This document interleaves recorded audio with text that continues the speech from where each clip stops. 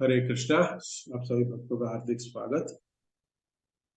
प्रभुपाद, ये मेरा मनोगत है। जब प्रभुपाद ये तात्पर्य लिख रहे थे तो उन्होंने शुरुआत ही इस तरह की है। इस महत्वपूर्ण श्लोक की व्याख्या अनेक धुरंधर टीकाकारों ने की है। जैसे हम जानते हैं कि जब श्रीमद् भागवतम श्रीमद् भगवत गीता की टीकाएं लिख रहे थे, तात्पर्य लिख रहे थे प्रभुपाद, तो प्रभुपाद बहुत सारे टीकाकारों, आचार्यों की, विश्वनाथ चक्रवर्ती ठाकुर, बलदेव विद्याभूषण, भक्ति विनोद ठाकुर, ऐसे महान आचार्य की जो सारे ग्रंथ थे वो अपने डेस्क पे रखते थे ऐसे, हर एक श्लोक पे।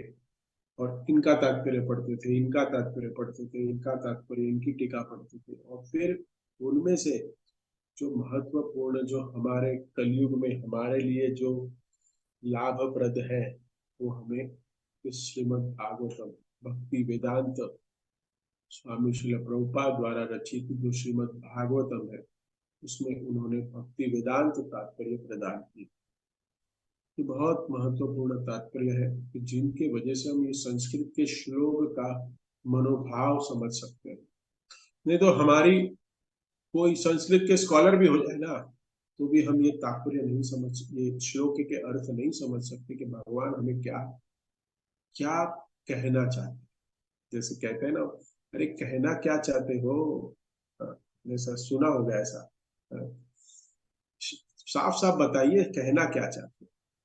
यही प्रभुपाद यहाँ कहना चाह रहे हैं हमें कि विदुर जी ने प्रश्न किया है यहाँ पे, मैत्रेय मुनि से प्रश्न किया कि ध्रुव महाराज जो है उनको भगवान के दर्शन प्राप्त हुए, कृपा प्राप्त हुई, भगवान का आशीर्वाद भी प्राप्त हुआ, लेकिन फिर भी वो प्रसन्न चित्त क्यों नहीं थे, प्रसन्न क्यों नहीं थे। उनका चेहरा बोल सकते हैं ना, लोग चेहरा देखते हैं तो प्रसन्न क्यों नहीं थे।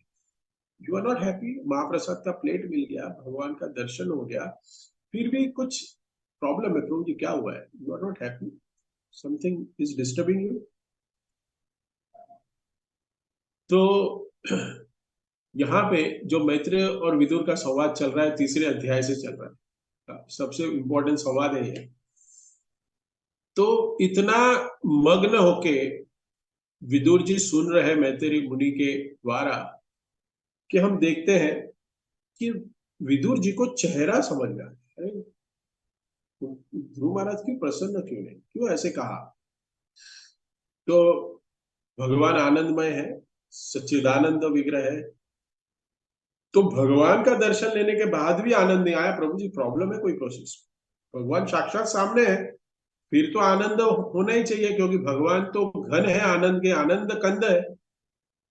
तो भगवान को देखने के बाद भी कोई जीव खिन्न क्यों रह सकता है। उसको तो प्रसन्नता में ही रहना चाहिए, भगवान का दर्शन हो गया, ओहो।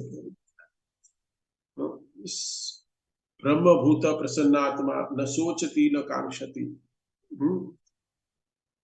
जो ब्रह्मभूत अवस्था में भगवान को प्राप्त कर लेता है, वो भी क्या होता है, वो भौतिक जगत के सारे द्वंद्व है, सोचना, इच्छा करना, उससे मुक्त हो जाता है। उसको आनंद की अनुभूति होती है। तो उससे भी श्रेष्ठ भगवत धाम प्राप्त करना और भक्त बनना, भक्त है तपस्या करके, जिसने भगवान को साक्षात प्राप्त कर लिया, उसके आनंद की तुलना क्या हो सकती है। तो भगवान के भक्त का जो भक्ति का आनंद है, और एक मोक्ष का जो आनंद है, तो भक्ति के आनंद की तुलना है ना, एक सागर से की गई है, सागर के समान। और सागर के भक्ति रस की एक बूंद से भी अगर हम कहें, उससे भी तुलना मुक्ति की नहीं की जा सकती। जो ब्रह्म पद है उसकी एक बूंद के साथ भी कंपैरिजन नहीं। जैसे कल मैं एक लेक्चर सुन रहा था, उसमें अमरेंद्र प्रभु बता रहे थे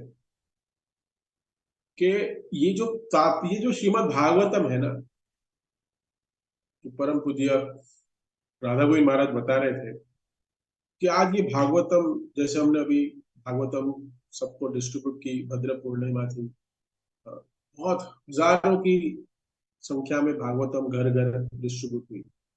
शिल प्रभुपाद को हमने सब घर पे स्थापित किया।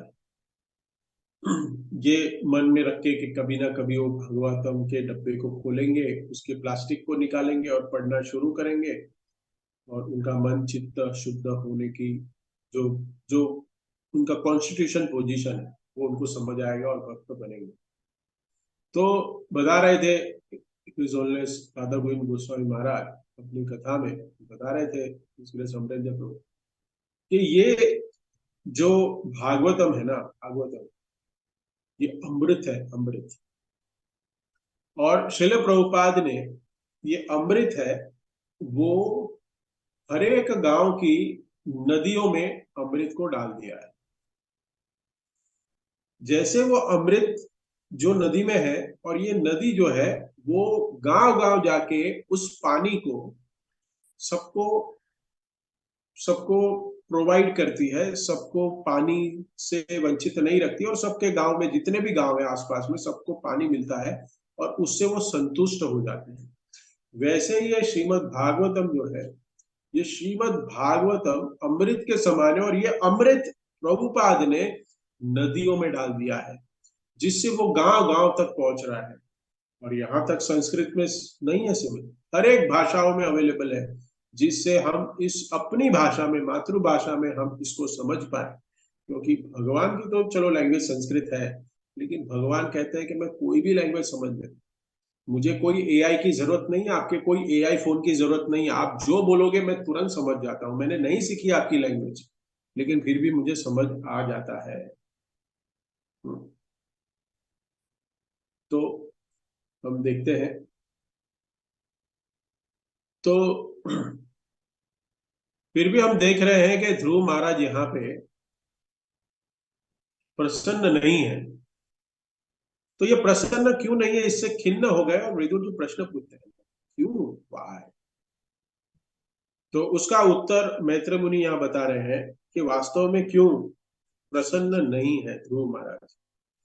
क्योंकि क्योंकि जो उन्होंने भगवान की भक्ति की है, उन्होंने प्रार्थना की है, वो भौतिक इच्छाओं को पूरा करने वाली।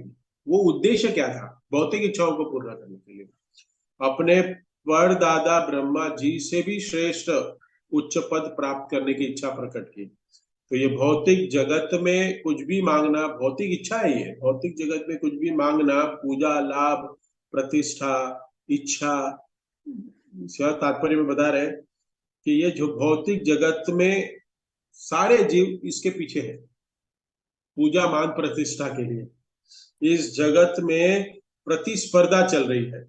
हाँ, यहाँ पे आया ना, तात्पर्य में लिख रहे हैं सब लोग स्पर्धित है, प्रतिस्पर्धा, मैं टॉप पे जाऊं। इस प्रकार वह अन्य सबों से स्पर्धा करता रहता है। ये बद्ध जीव जो है संसार में, जो भौतिक कार्यों में लिप्त है, वो स्पर्धा करने के पीछे, मैं कैसे आगे बढ़ूं, आज कभी आगे, अरे वो आगे हो गया, चलो मैं आगे बढ़ता हूँ, मैं कुछ करता हूँ, मैं आगे बढ़ता हूँ। बचपन से ही हमें कॉम्पिटिटिव बनाया गया है, बचपन से स्कूल में ही हमको है ना, कॉम्पिटिटिव का एग्जाम दो, कॉम्पिटिटिव बनो, अरे टॉप करो, ये हमें सिखाया गया है। ये सिखाने से एक दूसरे से ईर्ष्या करने को सिखाया जाता है। कंपटीशन नहीं है, वो ईर्ष्या है, नंबर 1 आना है। ये बचपन से ही शिक्षा दी जाती है कि हमें आगे ही रहना है, आगे ही बढ़ते रहना है, हमेशा अव्वल ही रहना है। You can not be in second और थर्ड पोजिशन। ये सिखाया गया है, स्कूल में सिखाया गया, पेरेंट्स ने भी सिखाया, और हम खुद भी सीखते रह रहे, देख रहे हैं। ऐसे कंपटीशन है, कहीं भी जाओ, कहीं भी जाओ, कोई भी बिजनेस शुरू करता है, तो बिजनेस में भी उसको लगता है कि मैं टॉप करूं, मैं अच्छा सेल्स करूं। आप सब्जी बेचने जाओ, सब्जी में भी बाजू में एक सब्जी वाला खड़ा है, बाजू में 2 सब्जी वाले, उन दोनों में भी स्पर्धा है। कपड़े की शॉप खोले, कपड़े की दुकान देखे, दो कपड़े की दुकान है, दोनों में भी स्पर्धा है, मेरा सेल बढ़ा, मेरा सेल बढ़ा। तो हर हर भौतिक जगत में हर एक समय पर स्पर्धा ही स्पर्धा है। एक दूसरे को दबा के ईर्ष्या करके ऊपर जाने की, कंपटीशन में विन होने की प्रवृत्ति है। हमें दूसरों को नीचे धकेल के ऊपर जाने की हमारी इच्छा, यही भौतिक जीवन का तथ्य है, भौतिक सृष्टि का। तो सब लगे हुए हैं। हाँ, सब लोग लगे हुए हैं। विचार क्या है कि हम इस प्रकार, हम ऐसे कंपटीशन करके, ऐसे स्पर्धा करके हम सुखी हो जाएंगे, आनंद प्राप्त करेंगे। ध्रुव महाराज उसी उसी भाव को लेके, ध्रुव महाराज वही भाव को लेके तपस्या कर रहे थे। तो ये क्या गलत है? हम भी वही, ध्रुव भी वही, तो अच्छा है ना, तपस्या करनी चाहिए। हम भी वही भाव लेके तपस्या कर रहे हैं, जप कर रहे हैं, सब कुछ कर रहे हैं। तो ध्रुव महाराज कह रहे हैं कि मैंने ये सब भौतिक कामनाओं की इच्छा करके मैंने तपस्या भगवान के लिए की, भगवान को प्राप्त करने के लिए की, लेकिन ये सब कुछ तुच्छ है। भगवान भगवान की भक्ति अगर कोई प्राप्त नहीं करता है, भगवान भगवत गीता में क्या कहते हैं, बहुत सुंदर श्लोक आता है इसमें, ये दूसरे अध्याय का 59 नंबर का श्लोक है। विषया विनिवर्तन्ते निराहारस्य देहिनम रसवर्ज रसोप्यस्य परम दुष्टा निवर्तते। तो जिसको परम सुख आनंद प्राप्त हो गया, उस वही ये समझ सकता है, जिसको परम सुख प्राप्त हुआ है कि ये जो आनंद है, ये ये आनंद तुच्छ है। ये भौतिक संसार में जो आनंद है, तथाकथित सुख है, ये सब तुच्छ है, और उन्हीं को वो परम सुख मान बैठा है, क्योंकि उसने परम सुख की का कहते हैं ना कि उसको टेस्ट नहीं किया है, उसका अनुभव नहीं किया है सब। और ये सुख का हमने अनुभव नहीं किया, इसके लिए हम ये तथाकथित सुख के पीछे, लोभ के पीछे हम भाग रहे हैं।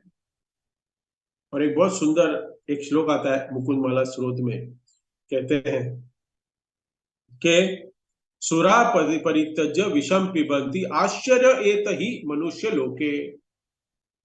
सुधा अमृत, भगवान के रूप, रूप नाम गुण लीला, ये अमृत है। ये शुद्ध भक्त है, उसका अनुभव कर सकता है। लेकिन आश्चर्य इदम ही मनुष्य लोके, लेकिन क्या है, लेकिन आश्चर्य यह है कि सारे मनुष्य ये सब छोड़ करके, हाँ, जो जहर है, हाँ, एकदम ही मनुष्य लोके, हाँ, ये जो जहर है, मनुष्य लोक में ये जो जहर है पीने के लिए सब तैयार है। एक घर बन जाए, एक एक अच्छा बिजनेस चल जाए, अच्छी फैमिली बन जाए, हाँ, अच्छा सब कुछ हमारे जीवन में चलते रहे, भौतिक इच्छाएं पूर्ण होती रहे, ये सब क्या है, ये विष के समान कहा गया है। हम्म? तो अमृत को छोड़ करके हम लोग क्या, किसकी मांग कर रहे हैं? विष की। यहाँ पे श्लोक में बता रहे हैं कि विष की मांग है मनुष्य लोक में। ये सब विष पीने के लिए सब लोग आतुर रहेंगे, ये सब लोग आतुर रहेंगे विष पीने के लिए, लेकिन क्यों, अमृत नहीं पीना है किसी नो। लेकिन जब कोई अमृत का आस्वादन कर लेता है, फिर उसको विष पता चल जाता है कि ये विष है, तब उसको पछतावा होता है कि मैं इतने दिनों तक, इतने साल तक, मेरे इतने वयोवृद्ध हो गया, इतने वर्ष तक मैं तो विष पी रहा था। तो इसलिए ध्रुव महाराज, उनको पछतावा हो रहा है यहाँ पे। शुद्ध भक्त जो है, या प्रभुपाद समझा रहे, शुद्ध भक्त जो है, उसकी कोई भी मांगने की इच्छा नहीं रहती। शुद्ध भक्त की, ये बहुत जरूरी है समझना कि भगवान से कुछ भी अपने स्वयं के स्वार्थ के लिए नहीं मांगता है शुद्ध भक्त। तात्पर्य में लिखते हैं कि ध्रुव महाराज शुद्ध भक्ति की मांग नहीं कर पाए। क्यों, क्यों नहीं कर पाए? क्योंकि उनका हृदय था, वो हृदय विग्ध हो चुका था। क्यों? क्योंकि उन्होंने कुछ भी मांगने की, प्राप्ति करने की मांग मांग की ही नहीं कि मुझे शुद्ध भक्ति दे दो। हाँ, भगवान सक्षम है, सामने है, लेकिन उनका हृदय रिक्त हो गया था। वो ज्ञानी कर रहे थे, वो रिग्रेट फील कर रहे थे, हाँ, कि मैंने क्या मांग लिया ये। हम्म, ये किस मांगने से, ये किस इच्छा से मैं ये तपस्या कर रहा था। तो यहाँ पे शब्द जो आया है ना, वाग बाणे, वाग, वाग व बाणे, बाणे ये शब्द आया है, मतलब क्या है? कटु वचनों के तीरों से। हम्म, तो वाणी है, जो कटु वचन बोलता है कोई, तो वो तीर से भी ज्यादा हमें चुभते हैं। कोई कोई अपशब्द कहते हैं, बोलते हैं। लेकिन ये जो सारा जीवन जो है, कि हम देखते हैं कि अगर किसी का कोई अपमान कर देता है तो जीवन भर भूलता नहीं है। महाभारत में भी हम देखते हैं, जब युधिष्ठिर महाराज ने कहा कि धिक्कार है तुम्हारे गांडीव पे अर्जुन को, तो अर्जुन मारने गया युधिष्ठिर को, बड़े भाई को। भगवान ने रोक दिया, भाई तू क्या कर रहा है? अर्जुन भैया आप क्या कर रहे हो? तो बोलता नहीं, मैंने वचन दिया है, मेरे गांडीव के अगर कोई भी आंच आई और मेरे गांडीव को अगर किसी ने मुझे कहा ऐसे अपशब्द, तो मैं उसको मार दूंगा, ये मेरा वचन है। तो युधिष्ठिर महाराज में भगवान श्री कृष्ण कहते हैं ठीक है, तुम्हारा वचन भी पालेंगे, लेकिन तुम एक काम करो, तुम उसको कटु वचन कहो।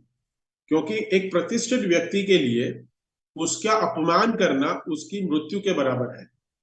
लेकिन हम भी अपने आप को प्रतिष्ठित, क्योंकि सब लोग अपना छोटा छोटा ईगो लेके अपने साम्राज्य में घूमते हैं, तो हमें लगता है कि हमारी इज्जत बहुत प्यारी है। एक भले ही क्या कहते हैं, एक ऑटो वाला है, रिक्शा वाला, चलाता क्या है, एक सिंपल काम करता है, रिक्शा चलाता है। अगर उसको आप कह दो, आपको एक एक जगह से दूसरे जगह पे लेके जा रहे हो, और आपको कहो कि यहाँ से क्यों लेके जा रहे हो, ये रास्ता आपको नहीं पता, यहाँ से चलिए, उसको ईगो हट हो जाएगा। ये मेरा एक्सपीरियंस है, इसके लिए बता रहा हूं। वो बोलता है 10 साल से भैया जी रिक्शा चला रहा हूं मैं, आप मेरे को बताओगे अंधेरी वेस्ट का एरिया? बोला भाई देखो कितना ईगो है। हाँ। तो हर एक को अपने जीवन में अपनी प्रतिष्ठा बहुत प्यारी है, अपना ईगो, और उसी को लेके वो जीता है पूरी जिंदगी। हम्म, अपमान नहीं सहना चाहते, कोई मेरा इंसल्ट किया ऐसा बाल के, अरे है कौन रिक्शा वाले हम? हाँ, हम है कौन? भगवान इतने विभु है, इतनी बड़ी सृष्टि बनाई, उस सृष्टि का एक छोटा सा एक कण, जिसका कोई नेग्लिजिबल, उसका कोई अर्थ ही नहीं है, ऐसा हम जीवन हमारा जी रहे हैं। हाँ, ऐसा हम, जैसे अभी एक बहुत बड़ा खेत है यहाँ पे दिख रहा है मुझे, ठीक है, उस खेत के अंदर हजारों कीटाणु होंगे। उस कीटाणु क्या कर रहा है क्या नहीं कर रहा है, उससे हमें क्या लेना देना? लेकिन वो अपने गर्व में जी रहा है, मैं इस खेत का एक छोटा सा कीटाणु हूं। वैसे ही हमारा भी हालत है ऐसे। हमारी भी परिस्थितियां इसी है कि हम जो भी कर रहे हैं, जो भी है, इस हमें जो भी दिया है, उसमें हम गर्व का अनुभव, हम हमेशा अपनी प्रशंसा सुनना चाहते हैं। तो हम कहते हैं कि यहाँ पे ध्रुव महाराज को जो कटु वचन सुन के जो उन्होंने इच्छा की थी, और वो इच्छा से उनको जो प्राप्त हुआ, उसके लिए वो उद्विग्न हो गए कि मैंने क्या प्राप्त, क्या क्या मैंने क्यों गुस्सा किया, मैंने क्या, क्या जरूरत थी मैंने इतना गुस्सा करने की, इतनी बड़ी इच्छा प्राप्त करने, इतना बड़ा ऐश्वर्य प्राप्त करने की, मुझे क्या जरूरत थी, मैंने बहुत गलत कर दिया भगवान। इसलिए भगवान को देख के वो स्तब्ध है। तो ध्रुव महाराज क्षत्रिय थे, क्षत्रिय थे, तो क्षत्रिय को जब कभी ऐसे चुभता है तो बहुत ही मान को सहन नहीं कर पाते, उनके ब्लड में है, क्षत्रिय है, वो राजा है, राजा का पुत्र है। तो ध्रुव महाराज वो इच्छा इस प्रकार से उन्होंने की थी कि माता के कटु वचन को सुन के जो आहत होके उन्होंने प्रार्थना की थी, उनका उनको पछतावा है, यहाँ पे प्रभुपाद बता रहे हैं। तो श्री प्रभुपाद यहाँ पे बता रहे हैं कि अनेक अनेक आचार्य हैं, महान दिग्गज आचार्य है, उन्होंने अपने टीका लिखी है। तो श्रीधर स्वामी, तो इसको यहाँ पे श्री प्रभुपाद यहाँ लिख रहे हैं कि तात्पर्य में लिख रहे हैं, समझा रहे हैं कि बता रहे हैं हमें कि जो भगवान के शुद्ध भक्त होते हैं, शुद्ध भक्त की परिभाषा क्या है? शुद्ध भक्त की परिभाषा क्या है? अनुकूल्येन कृष्ण अनुशीलनम प्रति उच्चते। भक्ति जो है ना, अन्याभिलाषित अनुकूल भाव से करनी चाहिए भक्ति, प्रेम पूर्वक और अनुकूल भाव से करनी चाहिए, और भगवान की भक्ति, भगवान की सेवा करनी चाहिए, और उसमें कोई सकाम कर्म नहीं होना चाहिए। जो ज्ञान है, कर्म है, हाँ, ज्ञान कर्मा निवृत्ति अनावृत्त। तो ये शुद्ध भक्ति परिभाषा है, ये भक्ति शुद्ध भक्ति की परिभाषा इस श्लोक में हमें तात्पर्य में प्रभुपाद बता है। ये हम कहें कि हम शुद्ध भक्ति के स्तर पे नहीं है, हम साधना अवस्था में। हाँ, साधना अवस्था में वैदिक भक्ति में भी क्यों ना हो, ये साधना अवस्था भी जो है ये एक शुद्ध भक्ति की अवस्था है, एक इनिशियल स्टेज है। शुद्ध भक्ति में अलग अलग स्तर है, वैदिक भक्ति, बाद में साधना भक्ति, भाव भक्ति, प्रेम भक्ति, ऐसे अलग अलग अलग भक्ति है। लेकिन साधना भक्ति करते वक्त हमें ये नहीं सोचना चाहिए कि शुद्ध भक्त या वैदिक भक्ति में हमें कुछ मांग नहीं करनी चाहिए। साधना भक्ति में हमें मांग करनी चाहिए। शुद्ध भक्त कुछ मांग नहीं करता, प्रभु जी बताया आपने, शुद्ध भक्त की मांग नहीं होनी चाहिए। हमारी साधना भक्ति, हमारी तो मांग है, और मांग है इसके लिए तो भक्ति कर रहे हैं प्रभु जी हम। हा? ये शुद्ध भक्ति नहीं है, शुद्ध साधना भक्ति भी नहीं है। एक भक्त को शुद्ध भक्ति के स्तर पे जाने के लिए अभी से प्रैक्टिस करनी चाहिए। अगर हम साधना भी कर रहे हैं तो साधना में भी एकमात्र हमारा उद्देश्य होना चाहिए कि भगवान को संतुष्ट करने की इच्छा होनी चाहिए। कैसे मैं भगवान की सेवा कर पाऊं, उनके लिए ही प्रार्थना होनी चाहिए। अपने स्वार्थ के लिए प्रार्थना नहीं होनी चाहिए कि मैं ये साधना भक्ति करूंगा, हर रोज सुबह उठूंगा तो मैं भगवत धाम जाऊंगा। ये भाव नहीं है, प्रभुपाद यह बता रहे हैं, ये भक्त का भाव नहीं है।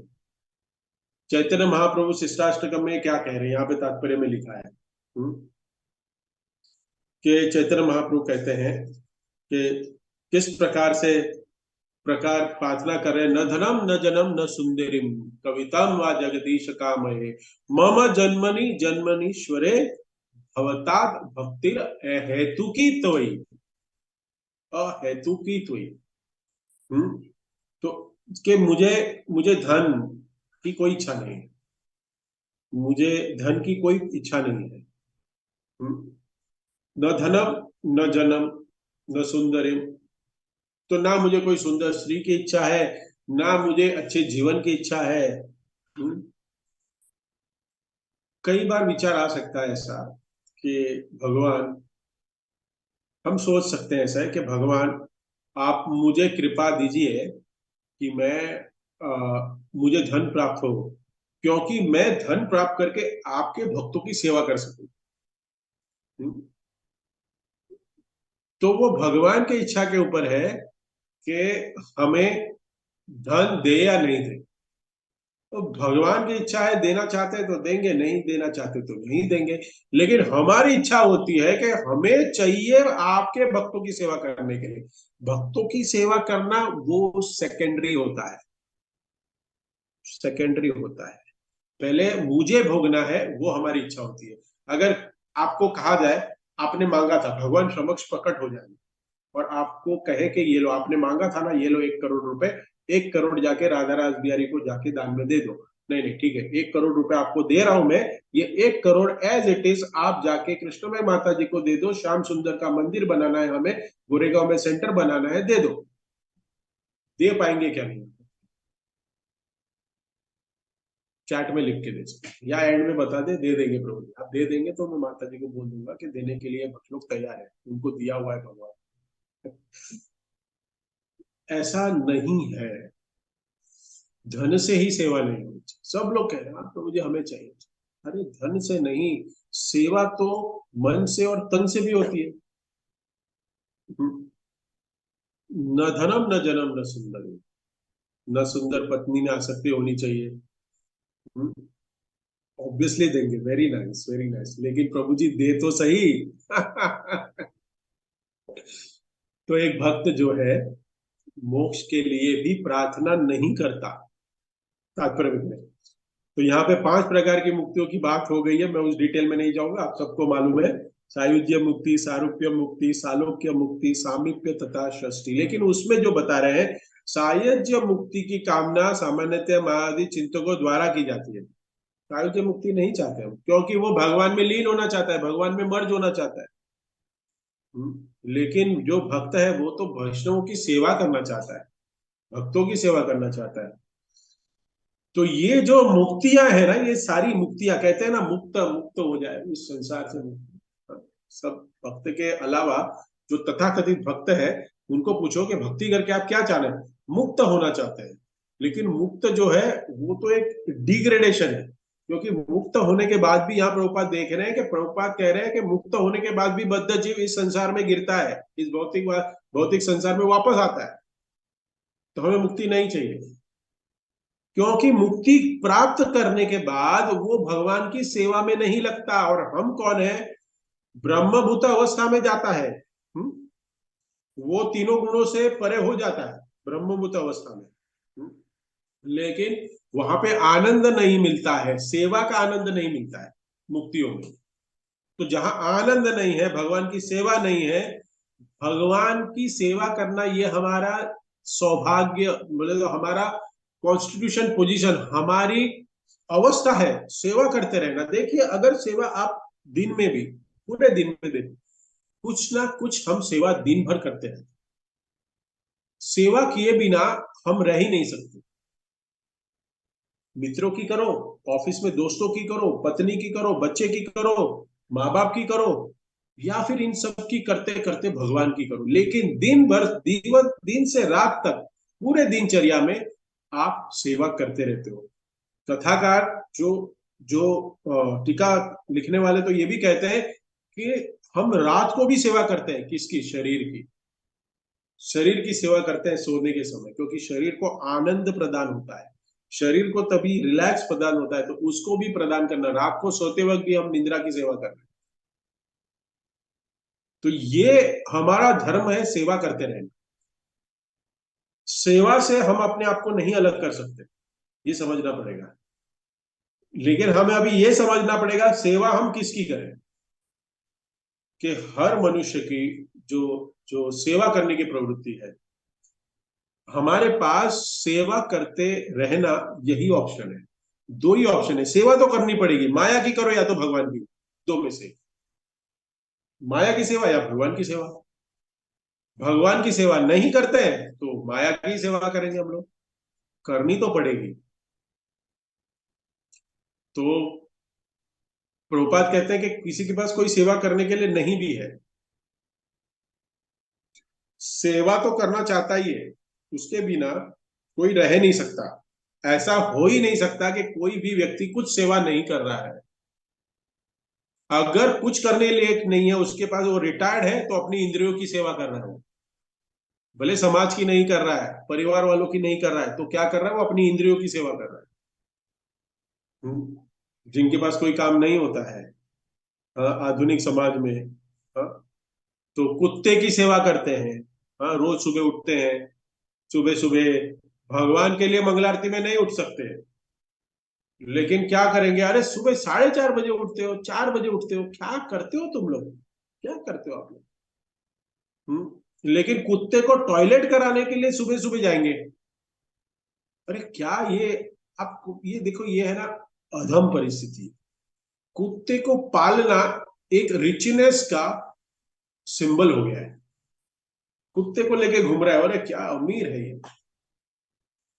इस प्रकार हम देखते हैं कि अज्ञानतावश कुत्ते की सेवा में लगे हैं, लेकिन भगवान की सेवा में लगने के लिए खुद को समय नहीं है। तो यहाँ पे देख रहे हैं कि भौतिक जीवन में ये सब वस्तुओं को प्रभुपाद कह रहे हैं प्रगति है, लेकिन ये प्रगति नहीं है, ये अधोगति है। हर घर में यहाँ पे कुत्ता मिलेगा, अच्छी सोसाइटी में तो आपको मिलेगा ही। हम्म? तो ये जो है प्रभुपाद बता रहे हैं कि ये सब अधोगति के लक्षण है। ये भौतिक जीवन हमें क्या करेगा, हमें जन्म मृत्यु जरा व्याधि के चक्कर में फंसाते रहेगा, लेकिन ज्ञान है नहीं। कहीं हमें कहीं हमें सुनाया गया नहीं, कभी हमें सिखाया गया नहीं। तो यहाँ पे तात्पर्य में कुलशेखर का उदाहरण दे रहे हैं। कुलशेखर जो है, जो दक्षिण भारत के एक अलवार है, उनके जीवन में देख सकते हैं कि महत्वपूर्ण बोध है इसमें कि प्रार्थना करते हैं कुलशेखर कि भगवान मैं कैसे आपकी सेवा कर पाऊं कोई भी परिस्थिति में। तो महाराज कुलशेखर प्रार्थना में कहते हैं कि नास्ता धर्मे लभतु स इच्छता, मुझे जो इस संसार के सुख कामों की भोग में उसको स्वर्ग का सुख प्राप्त हो, ये सब मुझे नहीं चाहिए। ये सब क्या है, एतत् भव्यम तत्तु सर्व कर्माणि कृतकम, ये सब पूर्व कर्म के अनुसार ये सब प्राप्त होगा। सुख दुख धन हानि ये सब मेरे कर्मों के अनुसार मिलेगा, होने वाला है, स्वीकार है, ये मिलेगा उसके। इसके लिए मैं जो प्रार्थना नहीं करनी है आपकी, ये सब प्राप्त करने के लिए नहीं करनी है भगवान आपसे प्रार्थना। तो एतत् प्रार्थम मम जन्म जन्मांतरेण एतत् भक्ति, ये प्रार्थना है। तत्पादान इच्छतु, कि आपके चरण कमल की इच्छा रखता हूं, अहेतु की इच्छा, अहेतु की भक्ति इच्छित करता हूं, इच्छा करता हूं। ये हमारी प्रार्थना होनी चाहिए। यहाँ पे ध्रुव महाराज ने थोड़ी सी गलती करके प्रार्थना कर दी, लेकिन हम उनके नक्शे कदम पे ना चले। कहते हैं ध्रुव महाराज की तपस्या, हाँ तपस्या करे ध्रुव महाराज ने, जैसी तपस्या की 6 महीने सतयुग के, हमारी 6 घंटे भी नहीं होती, लेकिन उस तपस्या के पीछे जो उद्देश्य है ना, वो यहाँ पे करेक्ट कर रहे हैं। यहाँ पे वो करेक्ट कर रहे हो कि हमें कुछ भौतिक इच्छाएं प्राप्त करने के लिए एकादशी व्रत, निर्जल एकादशी, पयो व्रत, कार्तिक का व्रत, चतुर्मास नहीं करना है। यहाँ पे हमें करेक्ट कर रहे हैं। तो हम अपने स्वार्थ के लिए कोई प्रार्थना कर रहे भगवान से, लग सकता है कि ये भगवान की सेवा के लिए हम प्रार्थना करें, लेकिन वास्तव में वो शुद्ध भक्ति का स्तर नहीं है, नहीं है।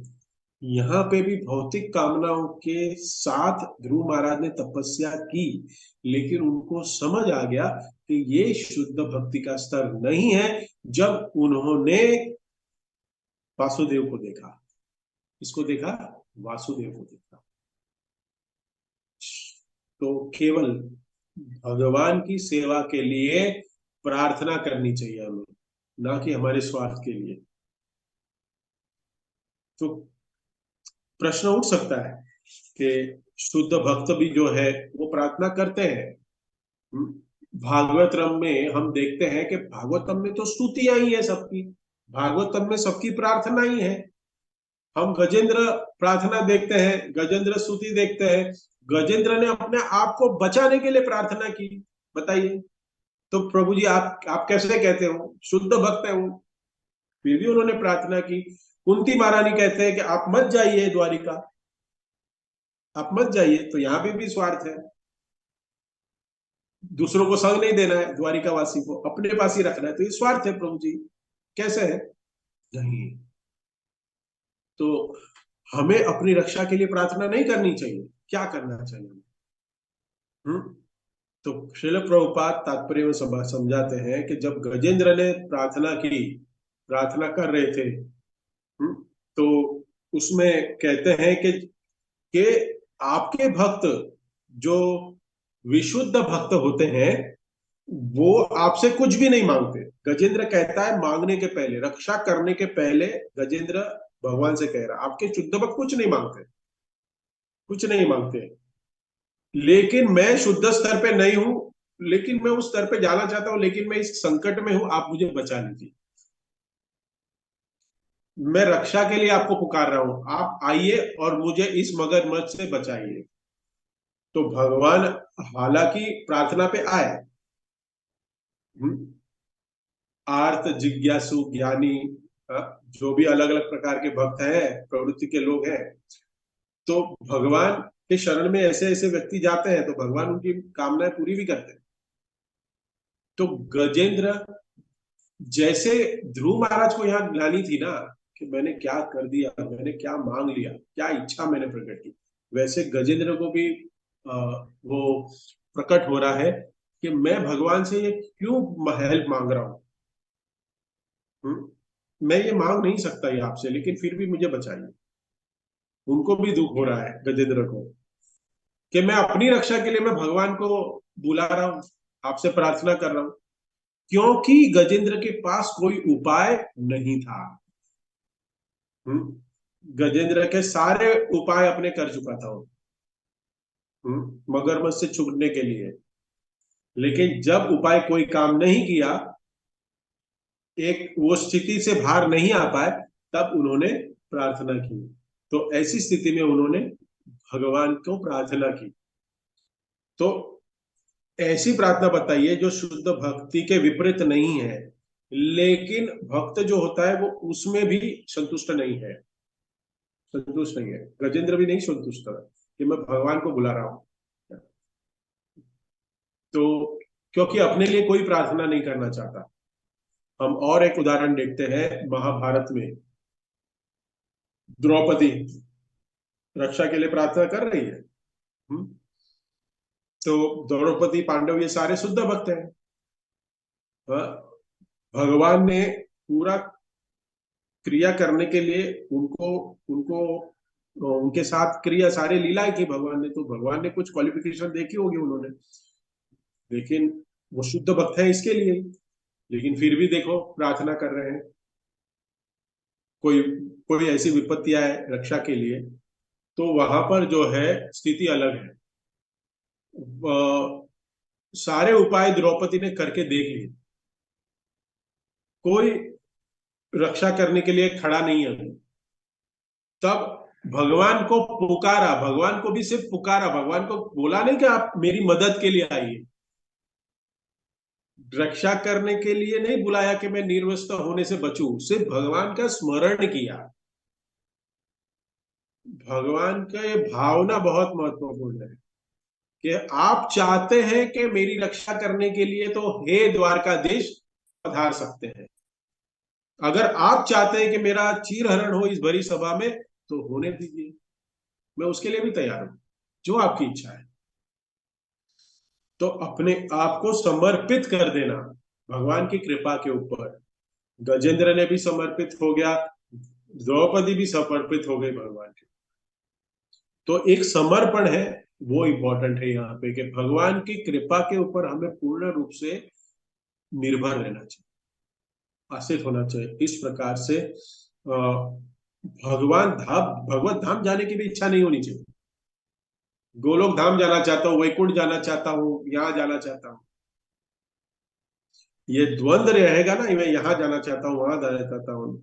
हाँ? मेरी आध्यात्मिक जगत में ये सेवा करूंगा, मैं मैं माधुर्य रस में सेवा करना चाहता हूँ, मैं साक्ष्य रस में सेवा करना चाहता हूँ। तो ये जो ऊंच नीच का भेद है ना, ये द्वंद्व है, ये इसी के वजह से हम भौतिक जगत में भी फंसे रह सकते हैं। आध्यात्मिक जगत में हमारी प्रगति नहीं होगी, ये तुलना की भावना निकालनी पड़ेगी। एक भक्त जो है ना, वो जो आपकी इच्छा है, आप जो चाहते हैं, आप जो भी सेवा देना चाहते हैं, जैसी भी सेवा देना चाहते हैं, मैं करने के लिए तैयार हूं। आप भौतिक जगत में मुझे जन्म देना चाहते हैं, मैं तैयार हूं, यहाँ आके सेवा करूंगा।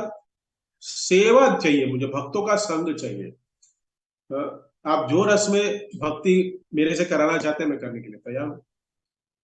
तो इस प्रकार निरंतर प्रार्थनाएं हमारी होनी चाहिए कि कोई भी जिस प्रकार की कामना से भक्ति नहीं, प्रार्थना नहीं होनी चाहिए। ये प्रार्थना में भगवान का सिर्फ ग्लोरिफिकेशन होना चाहिए। तो शुद्ध भक्ति से हम भगवान को प्रसन्न कर सकते हैं, और भगवान को पता है हमें क्या प्रदान करना है। भक्ति के अलावा भगवान को और कोई चीज नहीं प्रसन्न कर सकती। कितना भी आप अपना सब कुछ न्यौछावर कर दो, जो भी भगवान ने आपको दिया है, लेकिन भक्ति नहीं है ना, तो भगवान प्रसन्न नहीं होंगे। जितना भी, जैसे मैंने कहा ना, 1 करोड़ आया, 1 करोड़ दे दिया, नहीं प्रसन्न होंगे जब तक भक्ति नहीं है, शुद्ध भक्ति नहीं। तो अगर हमारी इच्छा होगी, कुछ होगी मांग, तो हो सकता है कि मांग है, लेकिन उस मांग से बचना पड़ेगा, धीरे धीरे प्रोसेस में लगना पड़ेगा। ये ध्रुव महाराज से हमें सीखना पड़ेगा कि मैंने क्यों, ध्रुव महाराज कह रहे हैं कि मैंने क्यों इस प्रकार की लालसा प्राप्त की और भक्ति शुरू की। तब पछतावा है ध्रुव महाराज का यहाँ। तो हम अपने आप को कुछ सालों के बाद हम पछतावा ना करें, इसी के लिए ये ध्रुव से हमें सीखना चाहिए कि अहेतु की प्रतिहता, कोई हेतु से भक्ति नहीं करनी चाहिए। भगवान की प्रसन्नता से, भगवान की सेवा के लिए ही भक्ति करनी चाहिए। इसी के साथ मैं यहाँ विराम देता हूँ। किसी कोई भक्त का कमेंट, टिप्पणी, प्रश्न तो पूछ सकते हैं। हरे कृष्णा। सॉरी, आई टुक 7 minutes more.